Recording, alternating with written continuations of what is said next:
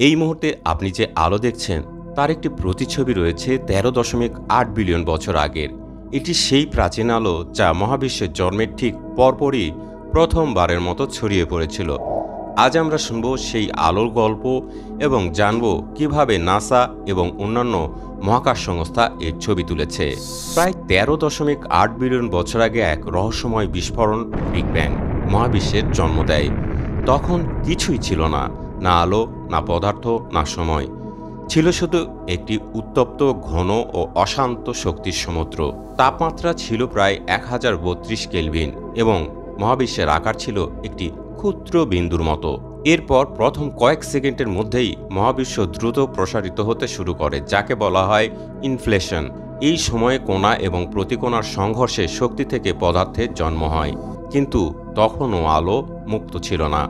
মহাবিশ্ব ছিল একটি অস্বচ্ছ প্লাজমার সমুদ্র। বিগ ব্যাংয়ের প্রায় 380,000 বছর পর মহাবিশ্ব যথেষ্ট শীতল হয়। তাপমাত্রা নেমে আসে প্রায় 3000 কেলভিনে। এই সময়ে এক ঐতিহাসিক ঘটনা ঘটে।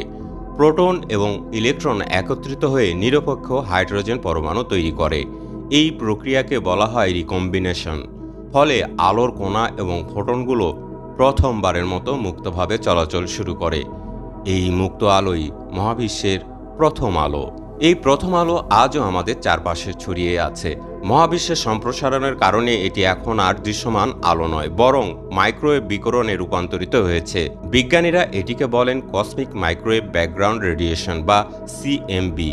এর বর্তমান তাপমাত্রা মাত্র 2.725 কেলভিন, মহাশূন্যের ঠান্ডা পটভূমি। সিএমবি হল মহাবিশ্বের প্রাচীনতম আলোর ছাপ, যা আমাদের বলে দেয় বিগ ব্যাংয়ের পর কী ঘটেছিল।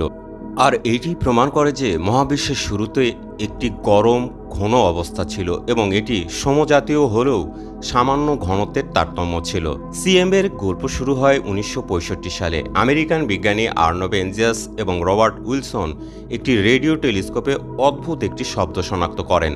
তারা বুঝতে পারেন এটি কোনো যন্ত্রের ত্রুটি নয়, বরং মহাবিশ্বের পটভূমি থেকে আসা বিকিরণ। এই আবিষ্কার তাদের নোবেল পুরস্কার এনে দেয় এবং বিগ ব্যাং তত্ত্বের পক্ষে শক্তিশালী প্রমাণ হয়ে ওঠে। 1989 সালে নাসা উৎক্ষেপণ করে কসমিক ব্যাকগ্রাউন্ড এক্সপ্লোর বা সিওবিই। এটি প্রথমবারের মতো সিএমবি এর পূর্ণাঙ্গ মানচিত্র তৈরি করে। সিওবিই দেখায় যে মহাবিশ্বের তাপমাত্রা সর্বত্র প্রায় একই, তবে সামান্য ভিন্নতা রয়েছে। এই ভিন্নতাই পরবর্তীতে ছায়াপথ গঠনের বীজ হয়ে ওঠে। এরপর 2001 সালে নাসা উৎক্ষেপণ করে উইলসন মাইক্রোওয়েভ অ্যানিস্ট্রপি প্রোব বা WMAP। এটি সিএমবি এর তাপমাত্রা ও ঘনত্বের সূক্ষ্মতম বিশ্লেষণ করে। WMAP থেকে আমরা মহাবিশ্বের বয়স এবং এর সমতল জ্যামিতি নিশ্চিত করি। পরবর্তীতে আবারও ইউরোপীয় স্পেস এজেন্সি প্লাঙ্ক স্যাটেলাইট 2009 সালে উৎক্ষেপিত সিএমবি এর সবচেয়ে উচ্চ রেজলিউশন মানচিত্র তৈরি করে। এটি তাপমাত্রার ভিন্নতাকে আরও বিশদে দেখায় এবং মহাবিশ্বের প্রাথমিক অবস্থার নতুন তথ্য প্রকাশ করে। প্লাঙ্কের তথ্য থেকে বিজ্ঞানীরা ইনফ্লেশন তত্ত্বেরও সমর্থন পান। সিএমবি এর ছবি দেখতে একটি বিমূর্ত চিত্রের মতো, কমলা, নীল, গোলাপি, বেগুনি দাগে ভরা একটি গোলাকার মানচিত্র। কিন্তু এই দাগগুলোই ছিল ভবিষ্যতের ছায়াপথ, নক্ষত্র এবং আমাদের পৃথিবীর বীজ। এই সামান্য ঘনত্বের ভিন্নতা থেকেই মধ্যাকর্ষণের টানে আজকের বিশাল মহাজাগতিক কাঠামো গড়ে উঠেছে।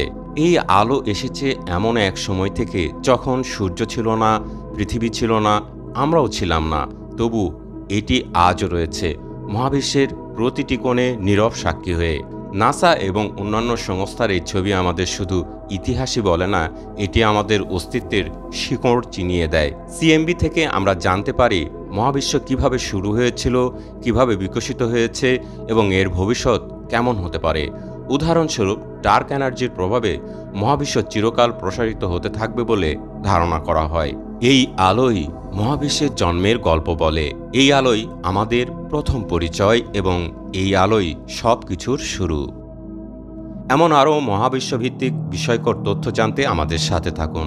এই গল্প আপনার ভালো লাগলে বন্ধুদের সাথে শেয়ার করুন, যাতে তারাও জানতে পারে কোথা থেকে এলো এই প্রথম আলো।